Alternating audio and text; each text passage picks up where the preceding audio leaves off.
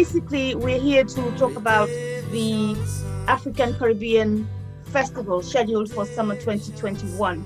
Sounds amazing, sounds exciting, something wonderful for Milton Keynes. Can you give us a brief background? What is it? Have you done something like this in the past? Tell us about this project. Hi everyone. My name is Mike Asibo. I'm one of the co-founders of African and Caribbean Arts and Heritage Union, an organization that was formed in 2019. Most people from MK have heard about African Diaspora Day. I started with African Diaspora Day, but before that, I started with a few other projects in Milton Keynes.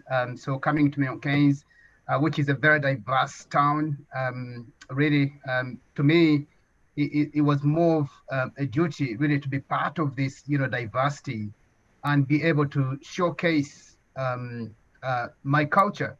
So as an African, as a Ugandan, I didn't see any space anywhere that this was, happening. So I started with something that would bring us together as Africans in the Milton Keynes. And we've been in a community for over 7 years, doing different projects, supporting young people and supporting communities, most especially focusing on the integration and cohesion, which is very important. And then, after realizing and experiencing the increase in knife and gun crime, and most of young people involved in this are those from African and Caribbean descent.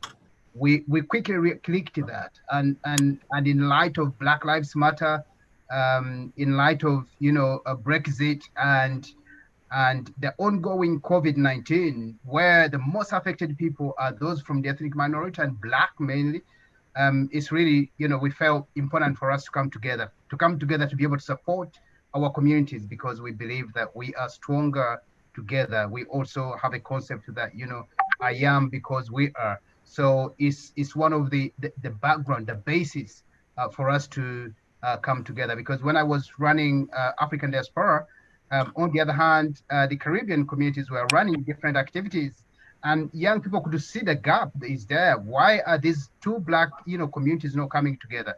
And that's very important. We are stronger together. We should be able to come together and demonstrate that to young people that it's actually important for us to come together. Thank you very much, Mike. You've almost answered my second question, but I'm going to ask you anyway, which is why now? Why have you decided to come together? So a bit more detail maybe from Tony as to why you've decided to come together, and why have you decided that it's going to be through a carnival? I, I would say that recent discussions about heritage, especially as it relates to Black people, ignited much discussion and much thought. And I think involved in that thought was an occasion to look at ourselves. And we have experienced decades of people among us being important, having contributed to science, to medicine, to sports, and we haven't received the benefit of any cohesion, because a cohesion of those components should have launched us really, really much further. And so in looking at ourselves, it becomes a project, it becomes an initiative to try to bring us together. And being as a older guy and living in different other areas in Jamaica, living in other places in the Caribbean, I have noticed the differences in terms of interaction between Africans and Caribbeans. And I think it's senseless. So I attribute it to a legacy of what we have experienced. But no, as thinking people, I think we can surpass that legacy and actually come together. As far as the carnival is concerned, Mike and his team had conducted some liaisons with various community groups, and they have because of that, they have chosen the Carnival to be the vehicle. But since I've been involved, what I'm most impressed about is the involvement so far. We have gotten a lot of involvement from young people with volunteering to adopt different aspects of bringing this thing to life. Also, we have had encouragement from MK College, other universities, Northampton University. Mike has had outreach with the Black History Museum in Liverpool, who have pledged their support to even bring components of the museum in Milton Keynes, and also to support trips from schools to the museum for activities. Um, I'm seeing that type of involvement, and I like it. I see two members of our team have started to establish vocational courses in health and safety and in other areas that young people can be certified just by participating in what we're doing. Design.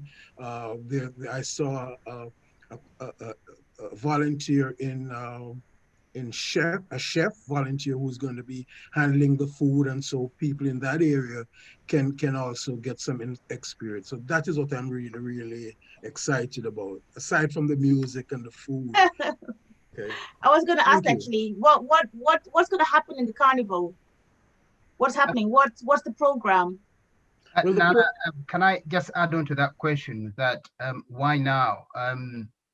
Why now is actually is such a big question. And I'll go back to the diversity of Milton Keynes. I think it's really important that when we talk about diversity, we just don't just talk about it, but we would like to see that actually people, whichever is taking place in Milton Keynes, people feel involved, people feel part of you know and proud, more especially young people, proud of their city.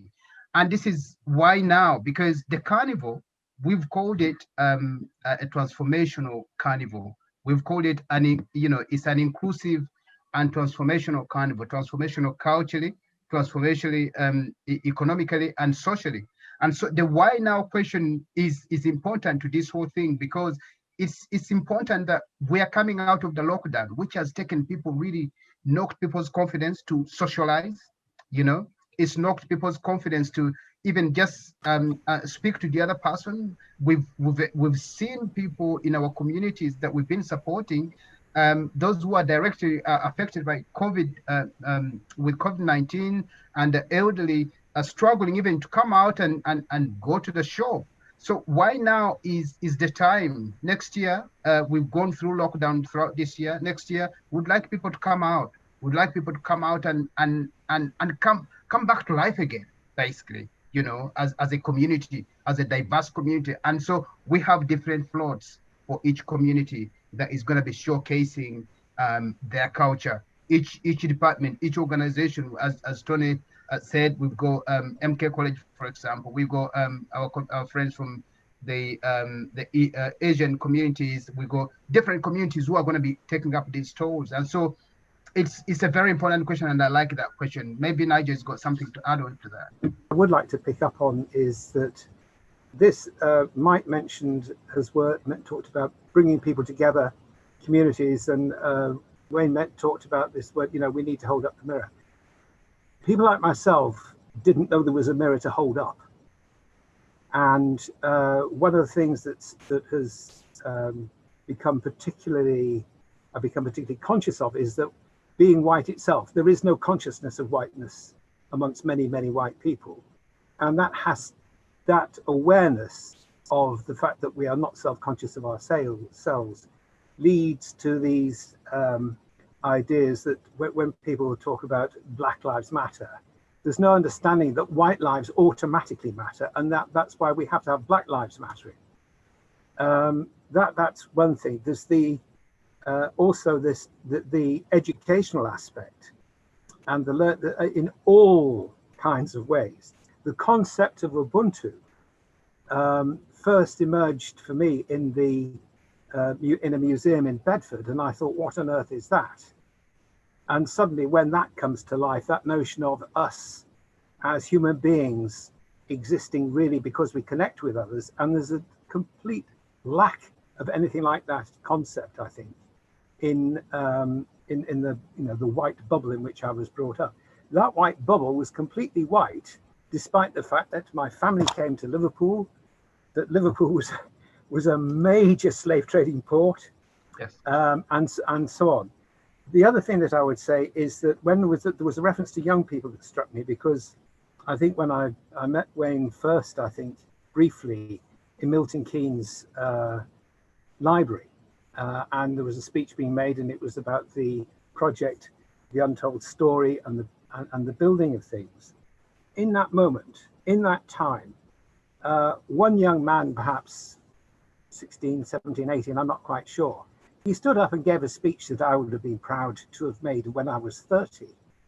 There's real talent, real ability that does not get its chance. And I think the idea of showcasing showcasing African heritages, Caribbean heritages, is absolutely vital, because for the whole town, because we have to get together, we have to come together, and the lead for this is being taken by people like Wayne and yourself, and Mike, in the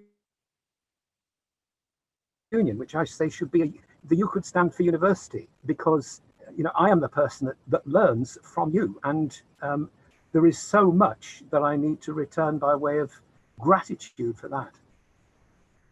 Thank you, Nigel. Should I come back to you then, Mike, and ask who your partners and stakeholders are, and if you have any sponsors, who they are? Yeah, sure. As we said, we'll keep repeating, this is an inclusive, very inclusive, and a transformational carnival. And so with that, we've got, first of all, Milton Keynes Council as a partner, as a funder. We've got Thames Valley Police. We've got the National Heritage, and many other local national. We got MK Dons that is supposed to supporting us big time, and obviously will be hosting us on the day. The whole event is taking place at MK Dons. We've got the arena, which we've secured, and the MK Dons Park, car park. And so we've got quite a wide range of partners. We've got local schools, MK College, one of our partners, and many other schools, and we've got Luton Carnival, we've got Notting Hill Carnival, we've got Leicester Carnival. All these other organizations are part of this. We've been having meetings since the beginning of this year, consultative meetings. As I said, in this event, we've used what we call the 3Ds. That's design, development, and delivery. So each stage, we're making sure that it's as inclusive as possible. We include young people to bring in their ideas. What type of carnival would they like to see? And this is young people across the board, not only just young people of African and Caribbean heritage, but we've seen Chinese young people. We've seen different young people from different backgrounds coming in and excited about this carnival. The first carnival ever in Milton Keynes, to see the carnival and on the Milton Keynes streets. We've been hearing just carnivals from a distance, but it's coming home, a qualitative carnival that is gonna stand up and become one of the Milton Keynes legacy and history. Sounds amazing. Tony, I was going to ask you, is this, Mike has already kind of mentioned that there's a diverse group of people involved from across, different heritages. So this then is therefore not just for African and Caribbean. Can you tell me a little bit more about the diverse participation you're looking to have? The diverse participation first exhibits itself in the schools. Okay, and whether you name it, whatever community, you'll first see an indication of it with children in primary schools and as they advance. And so in that light, we are identifying and targeting young people, students, for the foundation of this growth. That means that we won't necessarily have to go through a formal organizational approach where there might be slight divisions, etc. We're targeting and broadening the scope organically, okay? And it includes, well, earlier Mike said that we had partnership with the Asian, one of the main Asian groups, which is correct, and other, uh, uh, uh, some Chinese. Um, uh, there's a segment of the Indian community that's also Caribbean because I don't know if maybe Nigel, maybe Nana may know that in Trinidad, there's a majority population of descendants of Indians. And Trinidad is one of the earmarks in Carnival. So when we spoke to the head of that Indian group, they weren't even aware that the Indian culture was so predominant in Trinidad. So it shows that inclusivity will motivate and enlighten people to want to participate in what we're doing. Without the question, I really wanted to add, because earlier Nigel pointed out to uh, uh, heritage and how he is, Black heritage and how he's learned about it, and is in agreement that it should be celebrated. But what I think should come to light and will come to light is when we're talking about heritage, I and others are thinking about a heritage, not contemporary, because ancient Egypt, Kemet, okay, started writing, agriculture, science, music. The universities in ancient Egypt existed years before Europe was even born. When the Greek philosophers came about, they had to beg to get into Egyptian universities to study. And when you read their writings, they're pointing to ancient Egypt as the creation of civilization. So we're talking about a people that brought education, literature, science, music in the world. And so we are not saying that alone attributes us right. It shows that it shows the nucleus from where civilization on a broad basis originated. And these are the people who originated. So young people today at 12, 13-year old, and we are saying, well, you should know your heritage. I hope people are not thinking heritage as far as a little bit beyond slavery. That's not our heritage. That's part of it, but that's a recent heritage. We're talking about 20,000 years heritage where we started civilization. This is fact. Started agriculture, everything. So that's what I'm talking about, the nucleus, and that's what I hope we can enlighten more so than a recent heritage. Thank you. Thank you. Just going on from there, then I just asked Nigel, how would you like to see the wider mainstream community involved in this carnival? Oh, the easy question. Well, as much involvement as possible, but just to, what strikes me is not only what Tony was just saying about this. I mean, the history that I was taught in schools wasn't history. This was, in my view, and I'm borrowing, I think it was Sabella's comments, this was propaganda. I was brought up in a situation where history was taught as if everything to do with civilization came from the Greeks and from Rome. And as Tony's pointed out, it goes way back before. I was thinking of, I think, was it in Swaziland that the first evidence of mathematics on a counting bone emerged. I mean, this is fascinating in its own right. And I'm absolutely convinced that the young people today are way ahead of the young people of my age. My own son, I think, by the time he was 9 or 10, understood more about when one of his friends was racially abused. He understood why that was wrong. He did something about it. I wouldn't have had a clue at 30 odd. there's nothing wrong with my 30s other than pure ignorance, really. But yes, I mean, I'd like to see young people involved. What I imagine and hope is that the curriculum provides the kind of space where children from different backgrounds, Mike mentioned this, the different backgrounds from, I think I met someone from, I think it was Nepal. There's one family from Nepal in Milton Keynes. I met them at the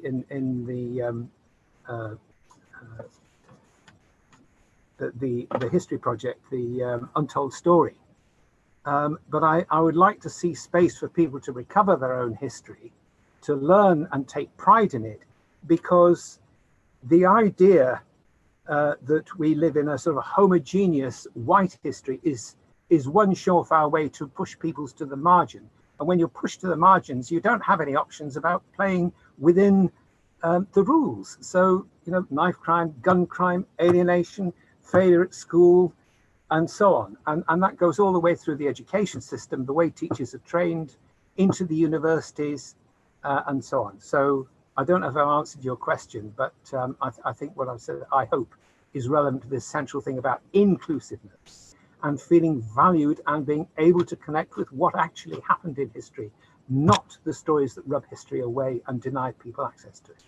How much contribution and how would you be involving all of Milton Keynes in this event with a view to taking it even deeper, where we learn about history like Nigel and Tony have talked about? That's a very good question. And I think before I answer that question, I just want to add on to what Tony and Nigel, said, that, key to this carnival, we have people who are historians, who are very good at storytelling, who are coming. They're already in the process of writing about the history of the carnival, the music of African and Caribbean. So this is organized by African and Caribbean communities, but it's for all communities. So they're doing research of different communities in Milton Keynes, and we have young people, diverse young people. When you look at some of the roles that we have, about 30 roles, different departments within this carnival in the preparation for it. Massive, huge work that we're doing. And we have young people from very diverse communities. So it's very important to understand that actually in terms of involvement, there's so many young people who are very passionate about this carnival, who are bringing in different skills, who are bringing in different cultures, who are bringing in different, really different angles that they're approaching this carnival. And we've given them the opportunity to explore, to come out and be creative and come up with different ideas. So different communities are coming up with different ideas, and we're saying that's great. We've come up with a theme that is guiding them, but the rest of the creativity, we've left it to them. Become innovative. Just come up with an idea that you want to, what type of carnival do you like to see? So moving forward to your question, so in terms of how we're going to move this further, first of all, we had, during our meeting with the mayor, we asked that we'd like this carnival on the Milton Keynes calendar, so that when you go to Milton Keynes website, you'll see African and Caribbean Carnival, an inclusive carnival, which is for all communities in Milton Keynes taking part. So after next year, the following year, we're going to have the carnival again.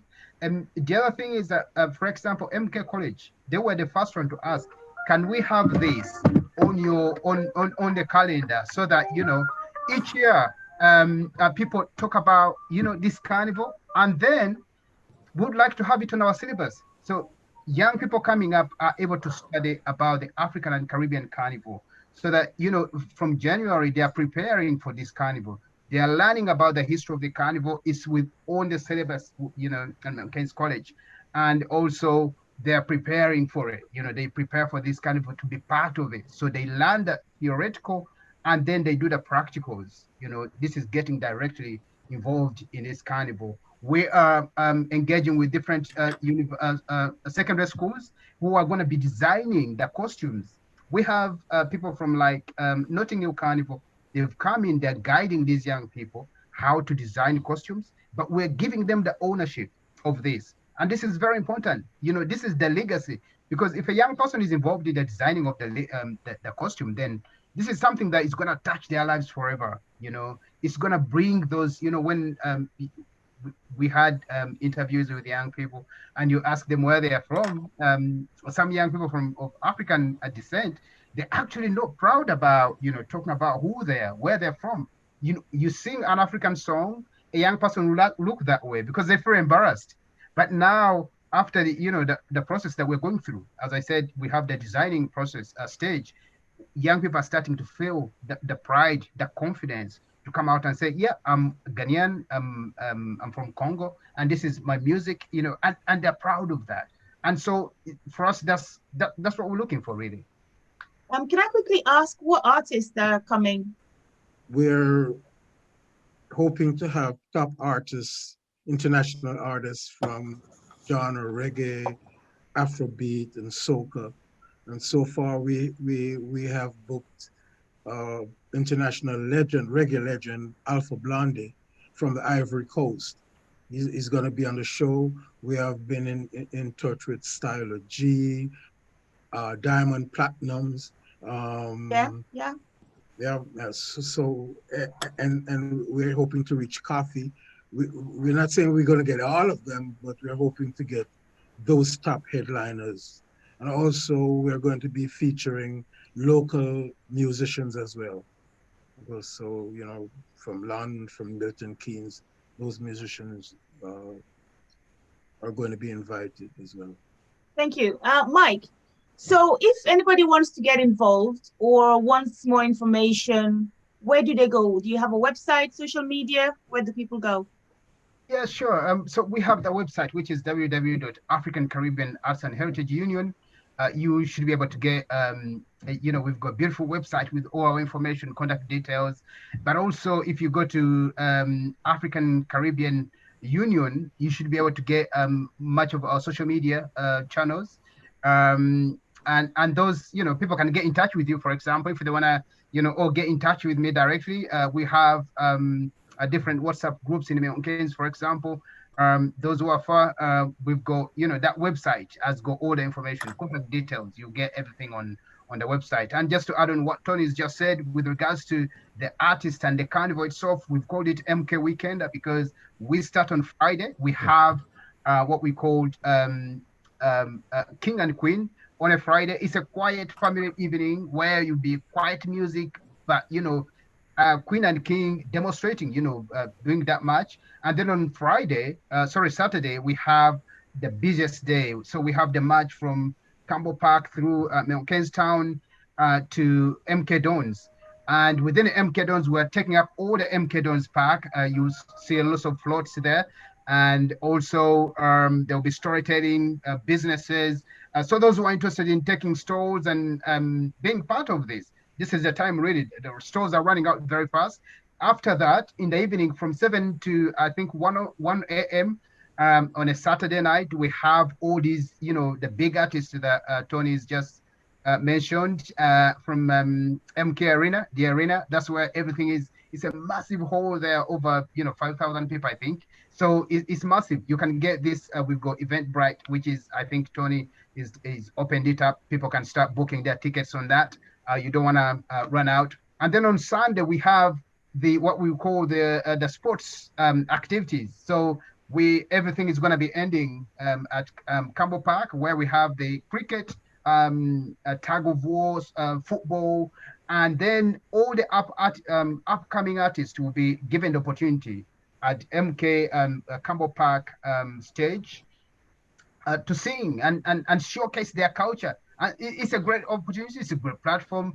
Massive work that is being invested into this project. So I would really encourage people to come forward and be part of this. It's our Milton Keynes. It's my MK. It's your MK. It's my event. It's your event. Let's come together. It's time to unite. We are stronger together.